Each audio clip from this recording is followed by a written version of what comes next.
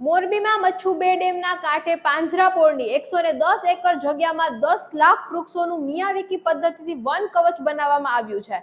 સદભાવના વૃદ્ધાશ્રમના 500 થી પણ વધુ કાર્યકર્તા દ્વારા દિવસ રાત મહેનત કરીને માત્ર ને માત્ર 37 દિવસમાં આટલા વૃક્ષોનું વાવેતર કરવામાં આવ્યું છે। આજે વડાપ્રધાન મોદીના જન્મદિવસ નિમિત્તે આ વન કવચનો લોકાર્પણ સમારોહ યોજાયો હતો, જેમાં મુખ્યમંત્રી ભૂપેન્દ્રભાઈ પટેલની ઉપસ્થિતિ રહી હતી અને ભૂપેન્દ્રભાઈ પટેલે કહ્યું હતું કે 10 લાખ વૃક્ષો સાથેના વન કવચનું લોકાર્પણ કરીને વડાપ્રધાનને સૌથી મોટી શુભેચ્છા મોરબીથી અપાય છે।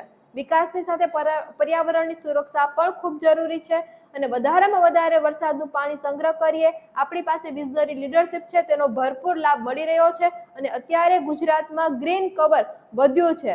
જંગલ સિવાય અત્યારે 300 હેક્ટરમાં 207 વન કવચ તૈયાર કરવામાં આવ્યા છે। તો તમે લોકો પણ ખાસ તમારા સુખ સુવિધાની સાથે સાથે પર્યાવરણનું ધ્યાન રાખો તેવું પણ કહેવામાં આવ્યું હતું। તો હું હતી તમારી સાથે નિરાલી અને આપણે હતા મોરબી અપડેટમાં। ફરીથી કોઈ નવી વાતની સાથે મોરબી અપડેટમાં મળશું, ત્યાં સુધી આવજો।